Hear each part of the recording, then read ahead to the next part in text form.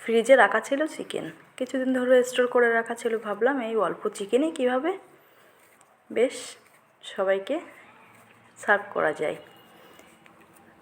ওই জন্য ভাবলাম অন্য একটা রেসিপি তৈরি করি। এই জন্য গাছে ছিল এঁচোড়টাকে কেটে নিয়ে লবণ হলুদ দিয়ে ভাপিয়ে নিয়েছিলাম। এবার সেটাকে জল ঝরাতে রেখে দিলাম।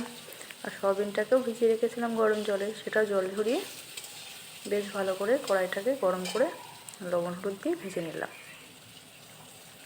বেশ সুন্দর করে ভাজতে হবে, আর একটু বেশি তেল দিয়ে ভাজতে হবে যাতে তার টেস্টটা বেশি বাড়ে।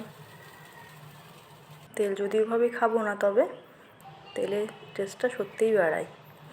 যতই অল্প কি তেল দেওয়া হয়, কিন্তু তাতে দেখা যাবে টেস্ট সে পারফেক্ট আসবে না এবং দেখতেও পারফেক্ট হয় না। এবার কড়াইটাকে আবার গরম করে চিকেনটাকে ভালো করে ধুয়ে রেখেছিলাম সেটা আবার দিয়ে বেশ লবণ হলুদ আর একটু গোলমরিচগুলো দিয়ে সেটাকে ভেজে নিয়েছিলাম।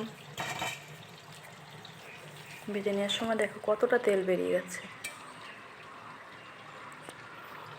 এবার এই তেলে আমি দিয়ে দেবো।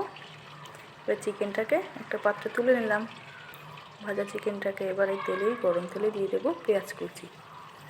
পেঁয়াজ কুচি দিয়ে একটু নাড়াচাড়া করে নেব। এর উপরে একটু লবণ দিয়ে দিয়েছিলাম যাতে পেঁয়াজটা সহজেই ভাজা হয়ে যায়। এবার দিয়ে দিলাম আদা রসুন লঙ্কা আর জিরে বাটা, তারপর দিয়ে দিলাম একটা তেজপাতা। দিয়ে বেশ ভালো করে ভাজা হয়ে এলে নাড়াচাড়া করে একটু দিয়ে দিলাম হলুদ গুঁড়ো। এবার বেশ একটু করে দিতে হবে আর নাড়াচাড়া করতে হবে, স্টেপ বাই স্টেপ দিতে হবে। এবার দিয়ে দিলাম সে ভেজে রাখা যে চিকেনটা রেখেছিলাম সেটাই দিয়ে দিলাম। বেশ ভালোভাবে কষিয়ে নিচ্ছিলাম যাতে অন্য কিছু দিলে সে জলটা ছেড়ে দেবে, কষানো হবে না। ওটাকে কষিয়ে নিয়ে এবার দিয়ে দিলাম সেই এঁচোড়টাকে, এঁচোড়ের আলু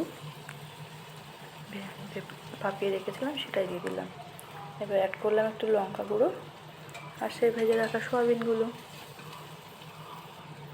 এবার আস্তে আস্তে কষিয়ে নিচ্ছি বেশ অল্প আছে। এবার দিয়ে দেবো মিক্সি দেওয়া যে জলটা ছিল সেটা দিয়ে একটু কষিয়ে নেব। এই কষানো হয়ে গেলে দিয়ে দেবো জল, গরম জল। আমি সবসময় অ্যাড করি রান্নাতে, তাতে স্বাদটা আরও বেশি বাড়ে। গ্যাসে রান্না করব তার কারণে জল অল্প দিলাম, কারণ গ্যাসে রান্না করতে গেলে জলটা খুব আস্তে জাল হয় আস্তে, এই জন্য জলটা টানতে চায় না, জন্য কম করে দিতে হয়। কাঁচা রান্না করলে খুব ইজি হয়ে যায়। এবার একটু ফুটতে দিলাম আর ভেজে রাখা গরম মশলা ধনে জিরে যে গুঁড়োটা বানানো থাকে আমার সবসময়, সেটাই দিয়ে দিলাম, যেটাতে আরও স্বাদটা বাড়ে তরকারির। লাস্টে এটাকে দিয়ে দিলাম, দিয়ে বেশ একটা দমে রেখে দিয়েছিলাম ঢেকে। গ্যাসটা বন্ধ করে তারপরে দেখো কি দারুণ হয়েছিল। একেই বলে অল্পতে বাজিমাত।